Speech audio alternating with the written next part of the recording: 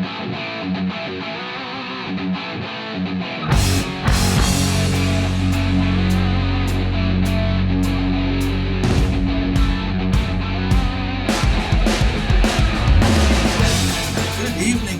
to the Pirates Fan Forum here on DK Pittsburgh Sports Podcast Network. I'm your host, Gary Morgan. With me, as always, is my good friend, Jim Stamm. How you doing, brother? I'm doing good, buddy. How about you? I'm good, man. And we should probably not waste any time because we got a very busy man with us today. We have a special guest on the show to get us started from down in Bradenton, Florida. He is from the Post-Gazette, the beat writer for the Pittsburgh Pirates, and recently available to run the podcast circuit, Jason Mackey. Jason, thanks for making the time. I know it's hectic down there. How are you? I'm doing great, and I'm glad the leaf blower that is behind me is gone, so that'll make it even easier and hopefully the audio better. But it's been fun getting on the podcast scene, guys. Obviously people listening to this probably know, I'm no longer with the Fan, and I still might hop on there, but just sort of being a little bit more independent. And it's been neat to be on with people that I read and follow on Twitter, that hopefully read and follow me on Twitter, and it's a nice connection. Hey, the more the merrier, man. We love the different voices and the different impressions that people get. And speaking of that, my first question for you really is, hey, it's the first open locker room in a couple of years, and it's nice from my perspective. We're not going to have pre-formatted stories, the people that they give you availability to. You get to walk around, and just a little bit of what that does for you as a journalist and how it changes the game. I've had that conversation with people down here multiple times, one of them being Danny Hart, one of the Pirates media relations guys. And Danny was saying that he reads through the clips, and it's so nice to see all these different stories. And I agree with him. And, you walk into a clubhouse and you get to execute an idea. To me, that is the fundamental idea of why we do this. And you get to see different people's interpretation of covering a team, or, it adds a different element of being aware. You want to try to get a guy, or, there's a certain, what's the word I'm looking for? Ground rules, run of the house, something like that, where you go into the locker room and you're waiting for a guy. You want to talk to him. There's a certain way to do it. And you can execute that. And it's so nice to have that dynamic back to covering a team. And, believe me, you guys know, people listening know this, one-on-one interviews in journalism, especially sports journalism, are gold. You get to ask follow-up questions. You have your own stuff. You get to prod a certain path in a story that you're working on. And you don't have to unmute yourself to ask a follow-up, raise your hand again. I get that Zoom worked for the time, but man, it's just so nice being back to normal. It really has to open up just everything to you at this point, where stories, you go in with a thought, things can go different ways. It opens up different topics to you, and who knows what you're going to run into in the clubhouse, as opposed to, like you said, sitting down on a laptop, very sterile. So I'm sure just from that perspective, it's a real shot in the arm too. You know what this opens up? Honestly, I was thinking about this the other day. I call them popcorn stories, but it's a story that doesn't require one lengthy interview with one player. It requires a bunch of short interviews with 10 players or something like that. Or be hey, man, can I, just pop you with one question, get your perspective on this or whatever. And you just can't do those with Zoom. I mean, you can maybe get 15 minutes with one guy, but I want 1 minute with 15 guys. And now, so you can do those stories. And I really like those stories. I think those really enable me, for whatever reason they agree with me. You can be creative and you can have some fun with what your idea is and then go in to report it. Yeah, they're fun. Really they're circle a topic. They're fun stories to do. They're fun they're fun stories to put together. And from the audience's perspective, I think those are fun stories to read. So I agree with you on that, Jason. Well, I thought we should dig in a little bit on one of your interviews because, you did the fans justice and asked the question that everybody wants answered to Ben Cherington about why Bob Nutting basically signed on to the CBA when it clearly doesn't help his team. And I could get into the answer, but everybody can read the word salad themselves. And I just basically wanted to give you an opportunity to kind of say why you asked the question, because you're not going to get an answer here. So, yeah, go ahead. Because if we don't, what are we here for? You know what I mean? Like that's your job. That is my job. That is anybody's job who, has access to these people to ask that question. That's what fans want to know. Now, I think I tweeted about this. If I didn't, whatever, this is what goes through my head with stuff like that. Do I think Ben Cherington's going to provide some sort of expansive answer? No. I mean, he's certainly put in a tough spot. How I would have probably handled that if I was managing that situation, you can't make Bob available in that specific time, but I would probably distribute like a meaty statement from what Bob says, explaining why he did what he did. And then we run with that. We all have to write that. And then it's less relevant to ask Ben. But given Ben was the first representative of the Pirates organization to speak on that topic after it happened, like, I can't, in good faith, have him in front of me and ask about, like, so what about Yoshi at first, huh? It's just like, It just feels obtuse. And so that's my thinking. I mean, we can get into a larger discussion about like the role of media, but I mean, to me, a big part of our job is to ask the questions that fans want answers to, because not every fan obviously is allowed in the clubhouse. So like, you need to ask these people what fans want to know. And I think that's exactly what I expected you to say, and the answer that every journalist should have. I think a lot of fans want you to be an activist almost. They want you to ask that question and then challenge him on it, because it's clearly not the right answer, right? And I just wanted to give you an opportunity, and you just did, to voice why that's still important to ask, whether you thought you were going to get something good out of it or not. So thank you for taking the time to do that.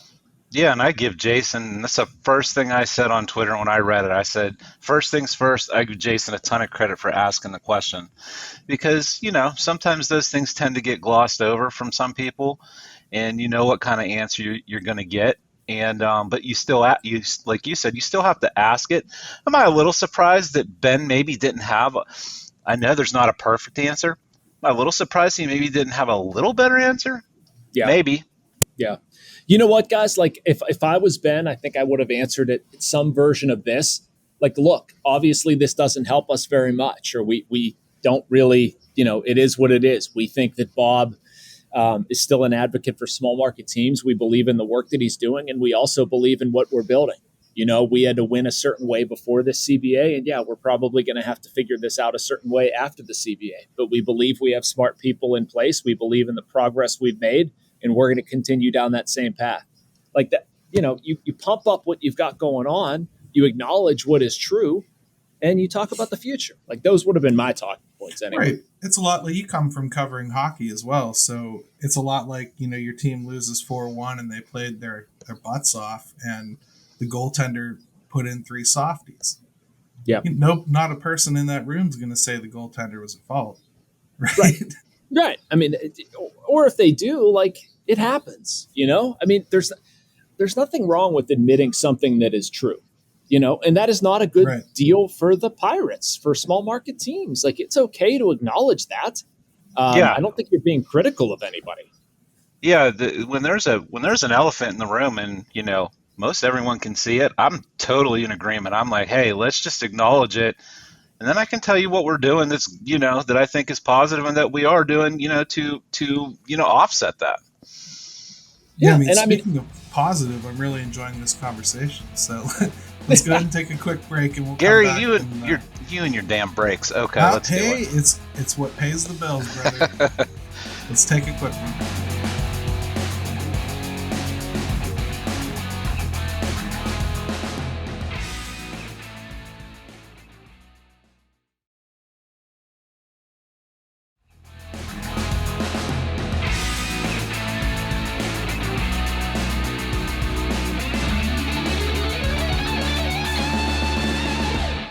And welcome back to the Pirates Fan Forum here on DK Pittsburgh Sports Podcast Network. Joined again by Jason Mackey and good friend Jim Stamm. couple more things we want to touch on with you, Jason, before we just let you tell us about some general observations from being at spring training. He's got to get back to the beach. I'm going to bring. I wish. I'm going to bring up Jim's favorite topic ever. Kevin Newman's swing change is in the news again, and we saw this last year. And the big question with Kevin Newman last year was, well, what happened to that swing change once the season started? Is that what we're in for again, or is this different? Well, I would say, guys, that we're going to have to wait even till spring training results, but I'm not sure that would lead us anywhere. He hit 606 last spring. Right. If he hit 800, I'm not sure I would completely buy into it. Can you hear the leaf blower behind me? I totally can hear it. You could totally hear it. That's okay, but I can hear it, yeah. There's a man walking with a leaf blower blowing completely clean cement. It's an interesting strategy. It's Florida, Jason. Weird things happen. So, amid the leaf blowing, as far as Kevin Newman's swing changes, I mean, it looks quite a bit different to me. I think it needed to change. I think one of the big things with Kevin Newman's swing last year, it was far too big, long. We saw Adam Frazier, and I tweeted something out to this effect, make similar changes before 2021.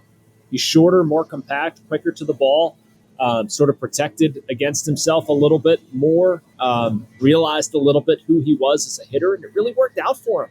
If Kevin Newman is able to do that, that's terrific. I mean, I don't expect him to hit 324. I'd probably be happy if he hit 250, 260, something like that, given his glove.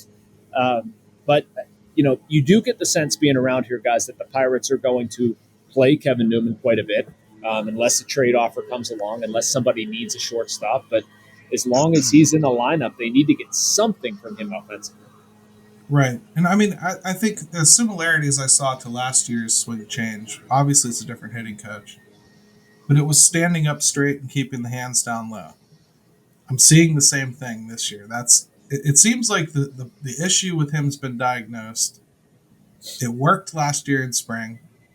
I'd like to see him stick with it this time. I felt like he abandoned it as soon as the season started, and maybe that's not fair, but I watch him just as closely as anybody. It really drove me nuts because I felt like he just gave up on everything they worked on. I think what ends up happening too is let's face it, Kevin Newman's at a bit of a crossroads here now. He's got to start hitting again somewhat, or he's going to be in trouble. So he's got to start hitting. And Alex, when we had Alex Stumpf on here, he brought up this point, and it's so true. And this goes for baseball players, football players, whatever. You work on things, trying to change things up, maybe try a new technique, approach, whatever you're doing. It's, can you stick with it? Can you stick with it when maybe it's not going well? Do you want to revert back to what you did before because that got you to this point? And that's the battle that takes place inside an athlete's mind, and especially a hitter's. Can you stick it out? Can you weather that storm and see if it fully takes? Yeah, and baseball is like that times a billion, right? Yep. I mean, you're talking about a 16-game schedule, 17 now in the NFL. Baseball, you're going to have rough patches. You're going to have periods where you stink. And how do you get through that? And, I think Newman, we all got guilty of just thinking that, this was going to be the year. He's going to hit 300. He's the exact version that he was in 2019. And then the minute there's sort of turbulence or whatever, that's what happened that you guys are talking about. And I would hope to think that there's something to be learned from that if the same thing happens this year, he sticks with it a little bit longer. I don't mean to be crass, but I mean, can it get any worse? Honestly, if he struggles, he struggled before. So at this point, shouldn't he just hunker down and, we'll come out of it, and maybe he learned something? I don't know. Yeah, he simply can't afford a repeat offensively of last year. He simply cannot. So my hope is he would just say, hey, I'm going to stick with it this time. Good, bad, whatever. Let's just see what happens. What do I have to lose, Right. I will say this, though, guys. I mean, maybe you have a different opinion on it. Like, I mean, yes, it's a pivotal season for him, no doubt. But, I mean, what are you you're going to play him, right? You're not going to sit the guy making $2 million. Yes. He starts just because, it's ridiculous to think they're going to bring O'Neal Cruz up to start. Right. I mean, it's a pipe dream. I want to see it. You want to see it. It would be wildly entertaining, but I don't think it's possible. I guess it's a sort of crossroads year for him in that, like, he obviously becomes trade bait, right? If he hits and if his defense continues, clearly, like he's easy to move. But I do think that somebody like Kevin Newman can have a long, productive career in Major League Baseball. Like, he's a defense-first shortstop, can run a little bit, and a sure-handed glove man up the middle. There's nothing wrong with that, but, I like to say to people that feel he should be just cut, he's a positive WAR player for his career. Right. And there aren't a lot of those on this team right now. So maybe relax. Yeah, and I mean, look, you put Kevin Newman on a good hitting team and a contending team, they probably really don't care how much he hits, and if he hits, it's a bonus. And so there'll always be a place for a guy like that.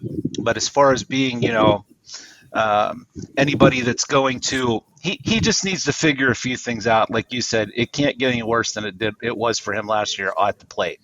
Right. So I want to move on because I don't want to spend the whole time talking about Kevin Newman, although he's one of the most interesting characters there is right now. Bryan Reynolds. I mean, Dejan obviously has reported that, he's not going anywhere. I kind of always felt that way. What are you hearing? Anything? I mean, I've never heard that question seriously entertained once. I mean, I've had it put to me that, like, Ben Cherington will obviously listen to anything. That's his job. Does he have any real intent of trading Bryan Reynolds? No, I've never heard that seriously considered once. I'm sure what Dejan reported was in response to what was coming out of Miami, and I didn't understand that any more than he or you guys probably do. Like, that's never been a conversation topic, that they're trying to trade him. Now, like, would they like to extend him? Yes, I believe that. Have they had cursory conversations? Yes, I believe / know that. And, do they know what sort of offers are going to be presented to them? No. You can't predict the future, and if somebody comes along with 3 top 100 prospects, would they trade Bryan Reynolds? Yeah, I think they would. Now, that offer is probably not coming along, but especially not from the teams being rumored. They don't have them. Right. And so to me, it's a whole bunch of, like, somebody's working somebody. And I don't mean Dejan. I mean the stuff. No, like, it's somebody coming like out of me. Miami. It's somebody like me sitting in Miami spreading rumors. And you know what I mean? Yeah, that's all it is. You're just doing the math. You're saying, good player, Pirates, we need something. We've got prospects. I'm going to start the conversation. And the next thing you know how it works. But there's no real substance to anything. Well, and guys, I mean, I almost said Jim Rutherford. I'll tell you why in a second. But, like, Ben Cherington, is he just automatically going to hang up the phone? I mean, come on. That's his job. It's his job to listen to that stuff. Of course he's going to entertain it. That doesn't mean he's trying to trade Bryan Reynolds. You know, that's always been my understanding of Ben's stance on this. Is like, yeah, I'll listen. I'll listen to anybody. Like, they really like Bryan Reynolds. Again, this goes back to fan perception. They want a picture that he's slamming the phone down as soon as the name comes up. Right, and that's just idiotic. And right. So the Jim thing that I said was from my hockey days, and Jim Rutherford. Like, Rutherford used to laugh when all of us would report there being, like, interest, or he had a conversation. Because if you all knew how many conversations that I had about players, give me a break. And he's right. I mean, interest. Yeah, come on. And plus, Jim would have told you. So, he might have. He might have. It's crazy. And so the last thing I wanted to touch on, Jason, is the rotation. I know that we don't know who's going to be in it yet entirely. Although, I mean, I have a decent idea. It looks better than last year to me.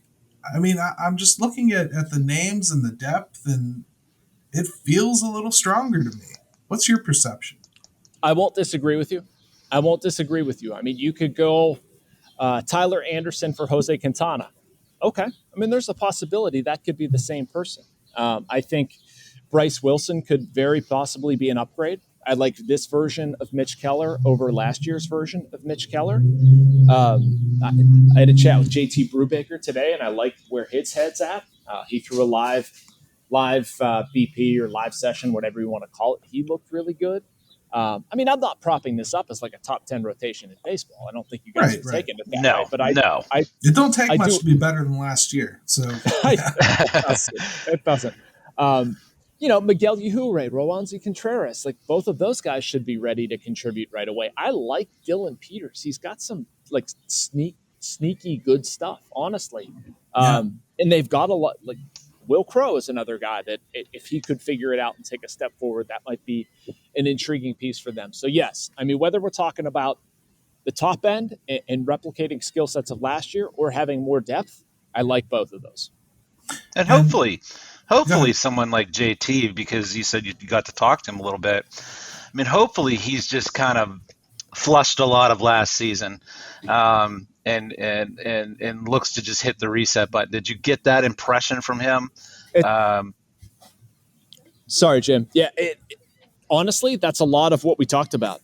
I was just asking him kind of what he took from last year, and we talked about giving up the home runs and making adjustments and like the psychological chess match or whatever you want to call it that a pitcher goes through where like, oh, I have to adjust this or I need to adjust this. And you need to make the fix. But like he struggled last year, or he said he struggled last year, making those adjustments quick enough and realizing what he needed to change. And sometimes it just, those are why you saw the home run balls. He wasn't able to, fix something and he's competing without his best weapons. And so add a whole year in, he went through a lot. I think JT will be better for it. If you look at pure stuff, his stuff was really good last year. Now, obviously, he made some mistakes and wasn't consistent enough, and that's reflected in his numbers. But JT Brubaker absolutely had the stuff. I mean, his execution lacked sometimes. It lacked some consistency, but I have no doubt that he's able to pitch at this level. He's able to just get a little bit more consistent. Yeah, I think there's a lot of people forget there was more excitement about him than Mitch Keller at certain points coming up through the system. So I'm pretty excited about his future as well. Out of those rotation members, though, somebody I think is going to have to go to the bullpen. Who are your top candidates from the rotation mix to make an impact in the bullpen, potentially? I think Dylan Peters could wind up being a long man. I would agree. Yeah. Another thing I think, Gary, not to dodge the question, I promise I'll circle back to it, but like it would not surprise me at all if the Pirates ended up getting a little bit creative this year where you have a guy in the bullpen, that you have somebody in the bullpen who's going to throw 3 or 4 innings, basically a piggyback situation. They have a lot of guys that they can put out in specific situations that they work. Like if you want to keep Roansy, like you might want to protect him. I don't know that that's what they're going to do with him, but I think it's a strategy that would make sense for them. To get back to the original question, Will Crow is somebody who I think you can put in the bullpen and maybe take advantage of certain pitches that he has. Have him throw exclusively breaking stuff or heavy on breaking stuff. I think that might work out well for him. Trying to think of other guys in addition to Crow and Peters, but those would be my top 2. It's funny, we're right on the same page. Those are the first 2 guys that jump up into my mind. And I think Crow, if you could see him I'd love to see what Crow is like, kind of like max effort for 2 or 3 innings rather than watching him struggle to get through 5, or just trying to drag him to 5 innings. So yeah, I'm right with you on that one. Yeah, we're kind of saying the same thing, right? Like you could use Crow as that second guy to come in and throw 2, 3, even 4, give him max effort. Same with Dylan Peters. Bryce Wilson would be somebody else that I look at maybe. Zach Thompson was the name that was escaping me. He's kind of done that tweener thing in Miami. Can you give me max effort for 3 innings? I want to see what some of those guys could do. Well, Jason, this has been awesome. Really, thank you so much for joining us. And you can follow Jason Mackey on Twitter at jmackey, MACKEYPG. And man, he keeps you updated and does a great job over there. So make sure you give him a follow. Jason, thank you so much. Appreciate it, buddy.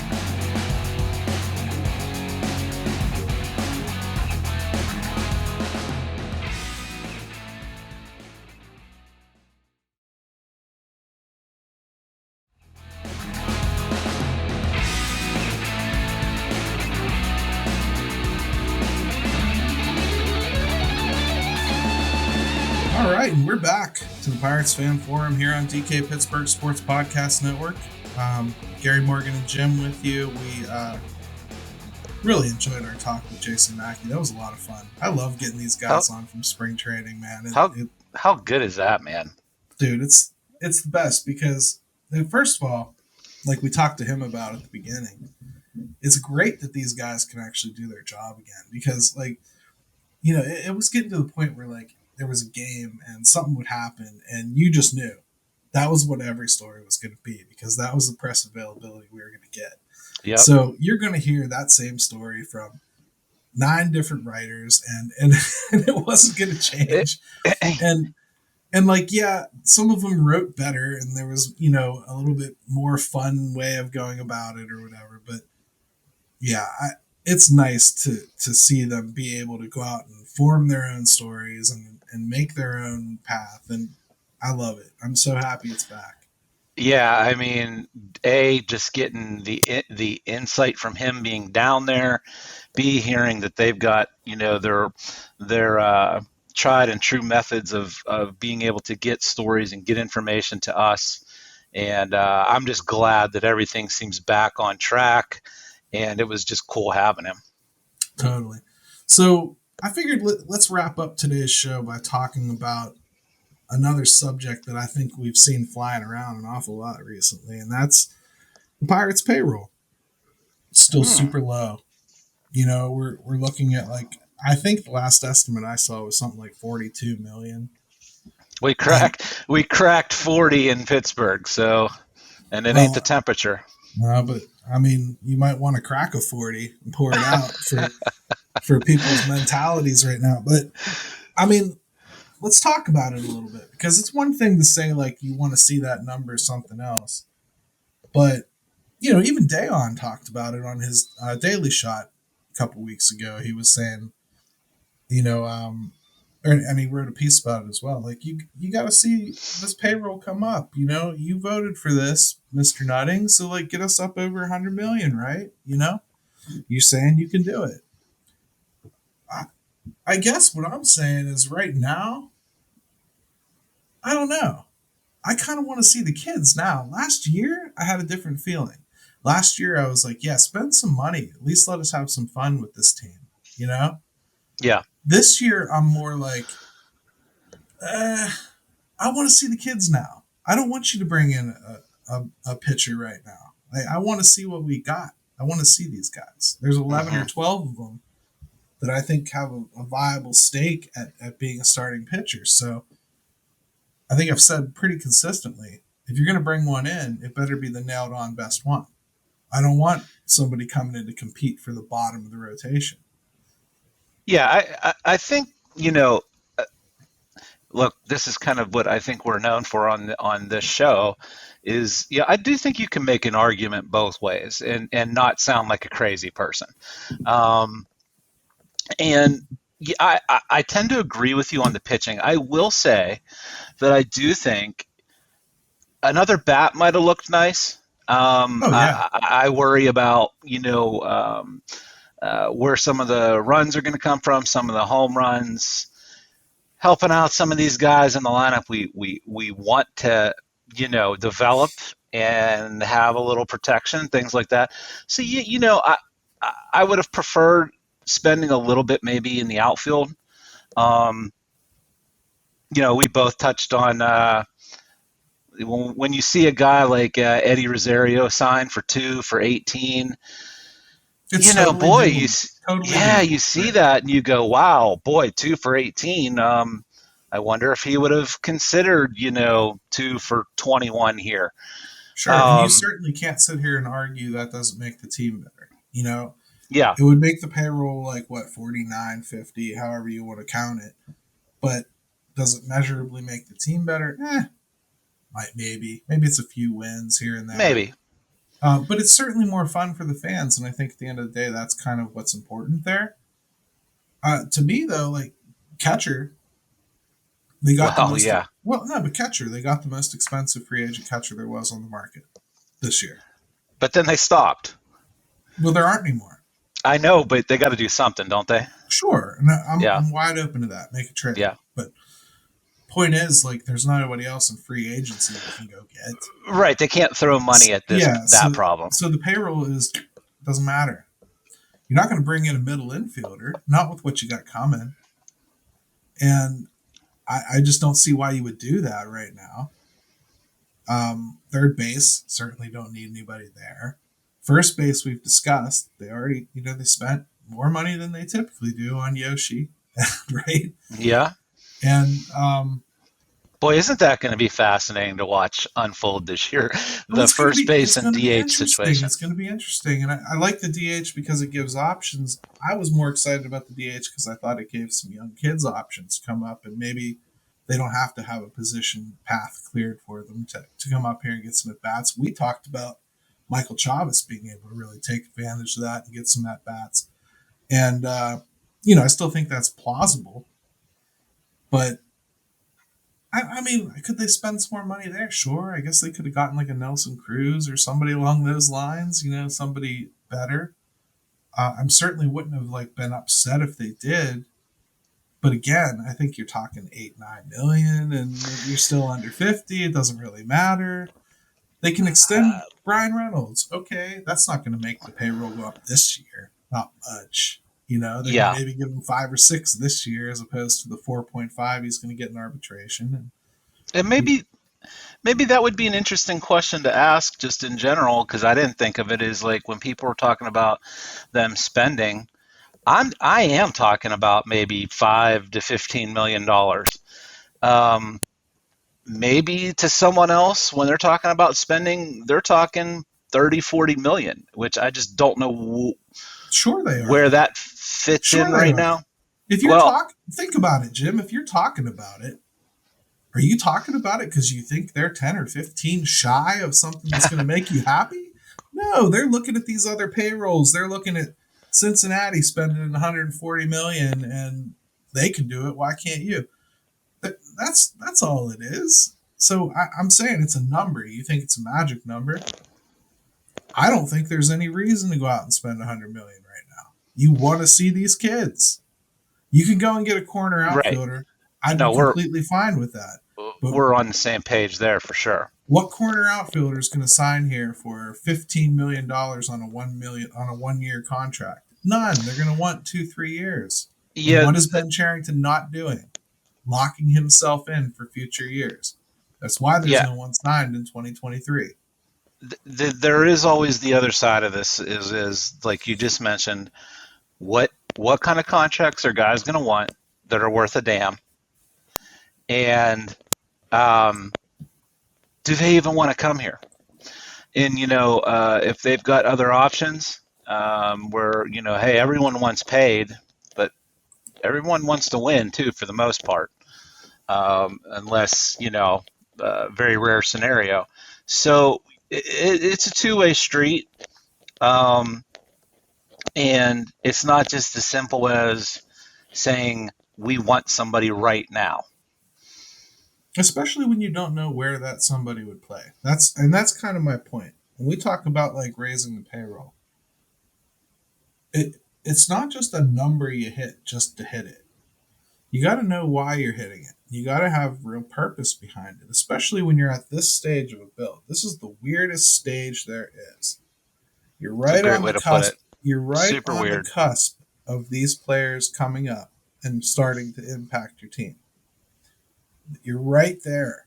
You got 4 or 5 outfielders in AAA or AA that should hit this team as early as this year.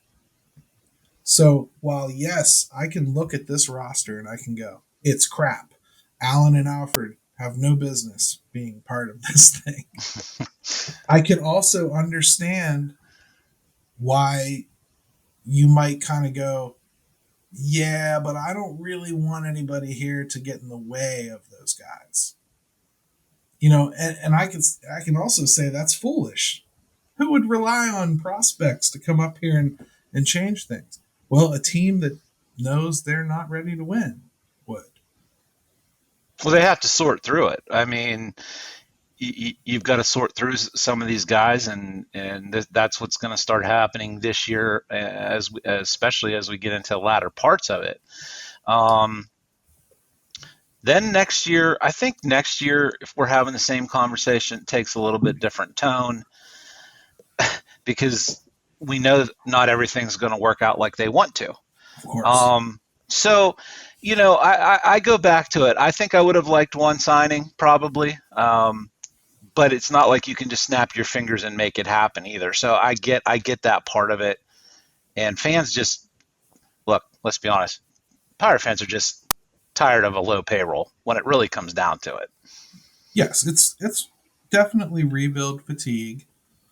And you put it really simply but perfectly, which was, this is a weird time with the organization and the Major League roster. It's also a time when a lot of teams kind of screw up. I'm not gonna compare the Pirates to a team like San Diego as far as spending, because the sun won't rise on a day when the Pirates are going to hit 220 on their payroll. It just isn't going to happen. Not under this system, not with this owner, not in this market.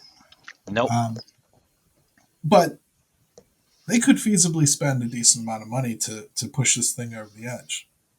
What San Diego started doing is they went out and got Hosmer and Machado, and they knew they had players like Tatis coming, and they had Will Myers still sitting there, and they had some other pieces and some pitching they thought they could put together. They went and got Yu Darvish, and they went full-blown spending based on a system they felt was pretty close to contributing. Well, turns out that system hasn't really contributed as much as they thought it might. So they've had to patch it with some other things. And that system was very highly rated, at least as highly rated as the Pirates is. So if you start spending right now prematurely, and you spend it in certain places, you don't have the money here to recoup for a mistake.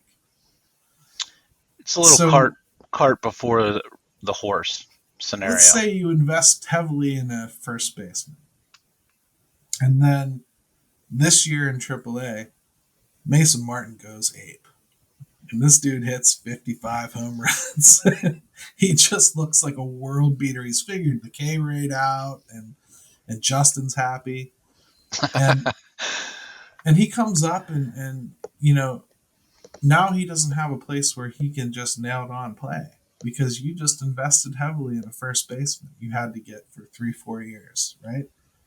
Like, there's a reason that people don't do things like that when they get to this stage. It's a weird stage. Next year, this first wave should be like inducted, or at least like really ready to compete in spring. It shouldn't be like a guessing game as to whether some of these guys can make it in spring. If that's the case, yeah, next year is when you invest, because you can see the holes more openly. Right. What's going to happen. Becomes clearer, and I think it's funny you mentioned it's weird, and it's tenuous. So this is starting to kind of be the time where you really, really start to figure it out, but that's going to take a little bit of time to sort. That's why, this season I think is so critical. And there's nothing you can do about it but just play the 162 games and see where you are at the end of it.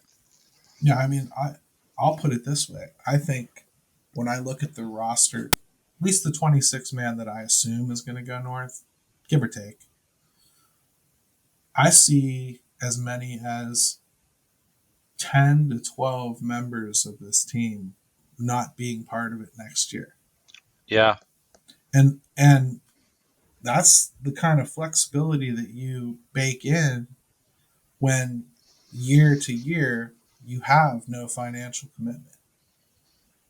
You have Yep. nobody signed for the next year, and you do that when you know radical change is needed. So, like, Yoshi's gone after this year, whether he stinks, kicks butt, or or gets injured. It doesn't matter. Or does a little bit of everything. Yeah, this will be his last year as a Pirate, most likely. And it's either going to be Mason Martin's job, or they're going to have to go out and find somebody more permanent. Or maybe somebody will get their wish and O'Neal Cruz moves over there. But, point is, this is the year where you start answering those questions. And you got to find out. You got to find out this year if Roansy Contreras is real. Right. If he is, well, you can stop pining after someone else's stud. You've got one. And you've potentially got one coming. You got to stay lucky with some health too along this path right now. So that's the big, and maybe aside from just flat out development, is just do we have any major setbacks with any guys with the health situation? I mean, aside from money, because that's the topic that everyone loves to bring up all the time. What did you think? I mean, we talked to Jason a little bit about Ben Cherington's comments. What did you think of them? I know how you react to these things a lot, and we typically have the same exchange every time. You go, he could have said that better. I go, yeah, what did you really want him to say? Then you go, yeah, I get that, but I'm tired of it. We have that exchange constantly. We do. So, sincerely, what should he have said? Well, I think I'll tell you. I think for a guy that is typically really, really good at answering things, he sounded maybe slightly caught off guard that he got asked it. That was my impression of it, because it just wasn't as typically of a sewn up answer as you get from Ben Cherington. I mean, we all know that there's a certain amount of lip service going on, and whatever you're talking about, right? Whether it's O'Neal Cruz playing short or whatever, it's lip service, but he did a couple things. Like the one comment was the whole, like, somebody asked him, like, how do you justify nutting voting for it? That was Jason, and great, okay, he answered it with word salad.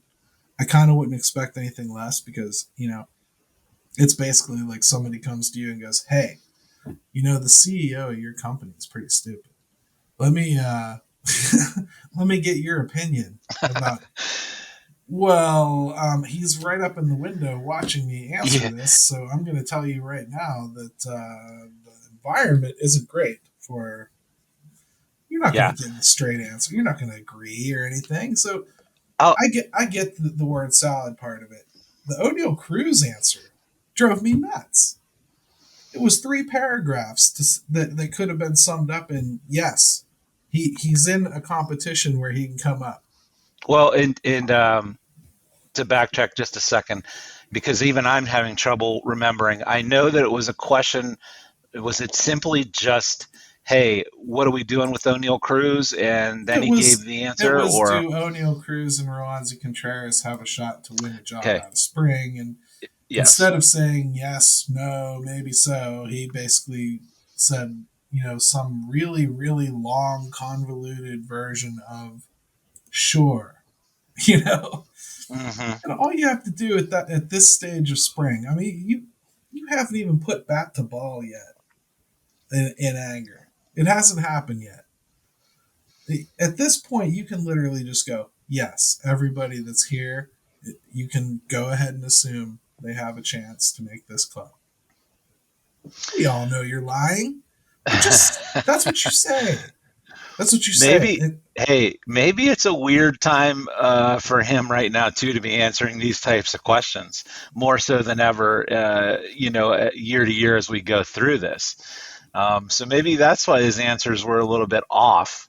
I tend to agree with Jason in the sense of I would have loved to have heard something along the lines of, look, I don't want to speak for Bob. All I can tell you is I think everybody's aware of the situation in baseball.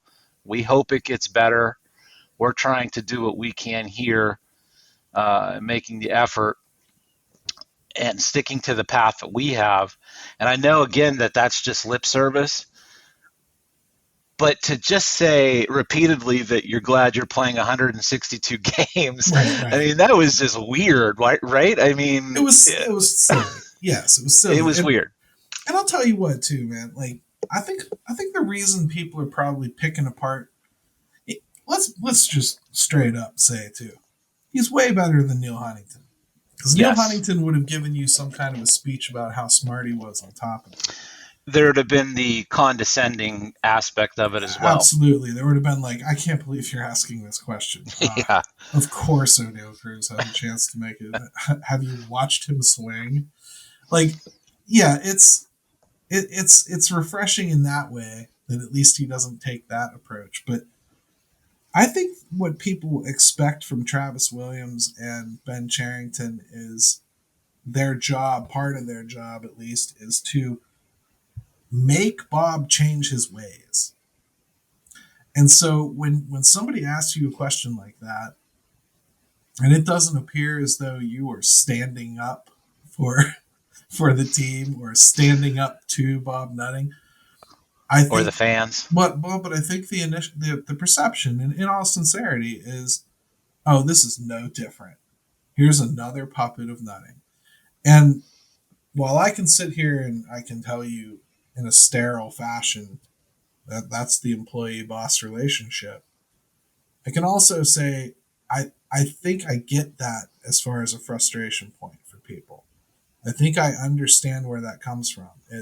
It really is wanting these figureheads to be transformative. It's wanting them to have gotten through to him, right? Yeah. It's funny. You said something, it reminded me of my reaction when I saw it. Again, I saw the quote from Cherington about in response to, Nutting and just baseball being back and whatnot. Immediately, I knew he had to answer it a certain way. If he wants a job, he's not going to bash Bob Nutting right there. So he's going to give somewhat of a generic answer. But I still got pissy when I heard it because it brings you back to all the times as a fan here the last 20, 25 years, and you hear it. And I acknowledged I was getting unreasonably cranky about it, but sometimes I just don't want to be reasonable. I just want to be a cranky Pirates fan. No, and that's what I was like, you know what, for that day, I'm just going to be nonsensible. I'm tired of 99% of the time living in the sensible world. So I'm just going to say, oh boy, here we go again. More garbage. Well, what's funny, you know what? It was cathartic, Gary. What's funny is we've been friends probably about a year now. Pretty close friends, and I don't think we've ever had a major fight. So on Twitter, we're talking about that, and as soon as I dipped my toe in, I sensed from you right away, I know exactly where this prick's going with this, and and sure enough, I did. And when you hit me with that, I just want to be cranky. I was like, all right, I'm going to back away. I'm like somebody threw a rock at the hornet's nest, and I'm just going to back away now. But no, I get it. I really do. And I think that examining why we feel the way we do with some of these answers, it kind of helps us understand this is a lot bigger than just something that happened now. This is, in order for this to work, Williams and Cherington have to have pulled off something transformative. It's one thing to sit here and assume that Bob Nutting's going to spend more. It's another to expect that these two guys wouldn't have come here unless they had that kind of assurance. Mm-hmm. And since nobody will tell us directly, which is this is actually when we first started talking about this, we were never directly told, yes, we're going to spend money. Here's where we're going to do it. Here's why. I think whenever you don't have that, everything that gets answered that has Nutting involved is going to be that we want you to be different. You don't sound different. Mm-hmm. You sound like a typical sounds familiar. Shill. Yeah. And Travis Williams just doesn't talk. So it's all on Ben. I haven't seen Travis Williams interviewed for anything besides like doing something with pirate charities or whatever. Now he has a PR background. He does. The Pirates, yes. And the Pirates are absolutely brutal at PR. And you're going right into what I was thinking, which was if you're going to criticize there that they're just not real good communicators. And there's a better way sometimes to go about things, especially when you got to kind of make up some ground and maybe try to help. It's a lot of distrust, right? There's a lot of distrust here in Pittsburgh with this baseball team. You got to explain to fans why they shouldn't give a crap that someone else signed Jorge Soler when that would have been a great fit for your team, and you need that, and you need somebody that can actually hit in the middle of that lineup, and you need to explain to somebody the grander vision there. And it needs to be beyond we're going to get better or we're adding talent. We get all that. It seems obvious to them, I'm sure. And it seems obvious to people that follow the team and the organization pretty closely, except for a couple people that still think off the reservation. But for the most part, I think people get it, right? That are following, that are a little, closer, whether in if whatever. You're following close enough to listen to this show. Yes, you probably understand.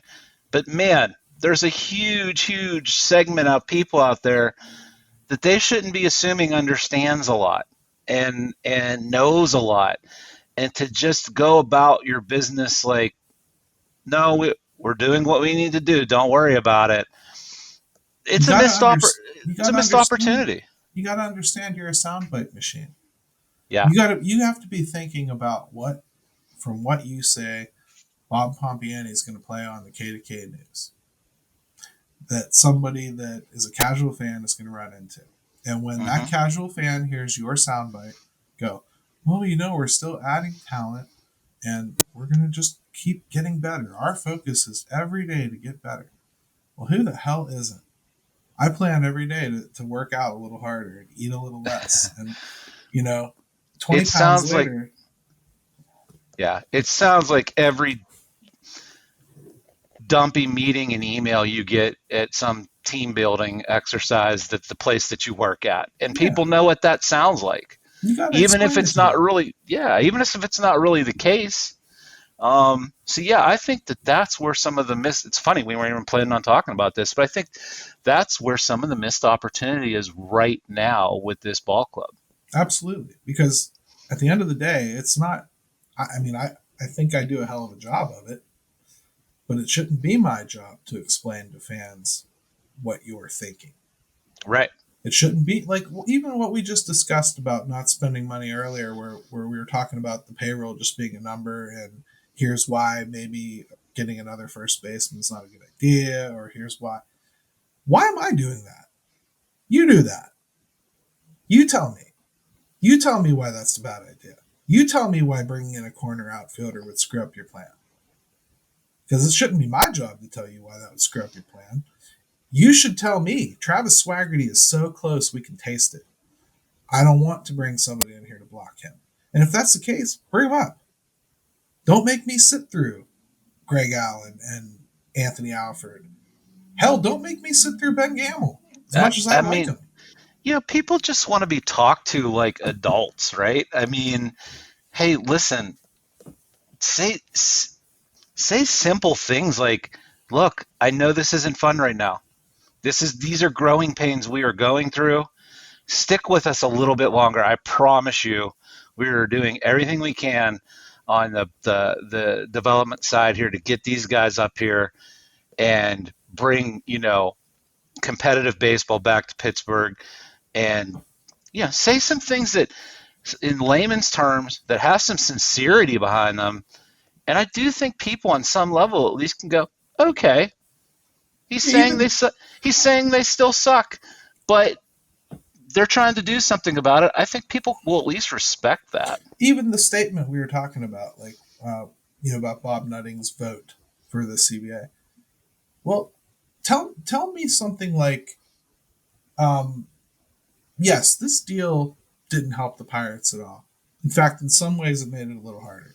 Mm-hmm. We feel that our plan and the way that we're amassing talent is going to insulate us from that a little bit and allow us to compete anyway. Yep. It's going to allow us to get over that hump because we've built this infrastructure. So with spending, we'll be able to that's pretty flat out. You would think. But that's not specific.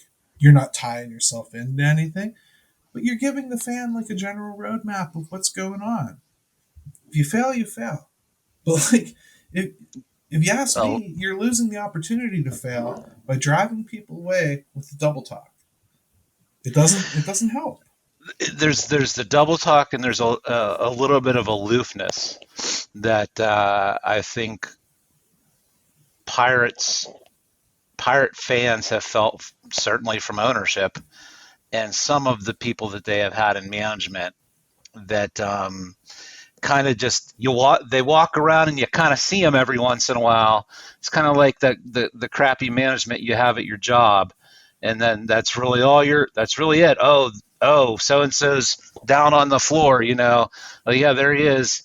You see him talking for a little bit and then they're gone. I mean, for a team that's got a lot of ground to make up in a lot of different areas, it's not how I would do it. But right. Maybe the good news is, as this show is released, there will be actual baseball games being played. Yeah. Next week, we're going to be talking about actual spring training results and who's doing what. And I'm really looking forward to that. So let's hope that the PR battle starts getting won on the field a little bit. Let's hope some of these guys look better than we thought.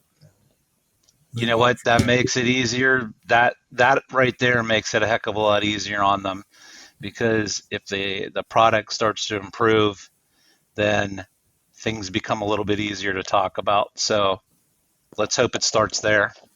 Absolutely, man. So, hey, we should probably end the show. It's been a long one, and we had a good time talking to Jason, and I always enjoy our talks afterwards, especially about some of these heady things like why don't they talk right? Be normal people. I know we get into some deep psychological stuff, but that's why we're different, and that's why we're good, Gary. Well, and that's why this show would be a lot better if we were actually drinking beer at the same time, because it's meant to be ingested like it's bar conversation. So it's good stuff. Anyway, how do people get a hold of you, my friend? Yeah, so always Pittsburgh all the time. At Jim Stamm 22 on Twitter, or for the city _412. Just anything you want to talk about Pittsburgh sports, I'm your guy. So good stuff today, Gary. Yes, and I'll just say shout out to Kevin Colbert. I think heck of a job on your way out the door, my friend. I think wonderful job of remaking a lot of this team. So on the fly too. So, for the Steelers fans out there, which I'm sure there's a lot, that's pretty awesome. So, and that draft is going to be super interesting. Can't wait. Can't wait. And happy St. Patrick's Day to everybody. I got my green on, so it's good stuff. And without further ado, Ben, take it away. Get your butt.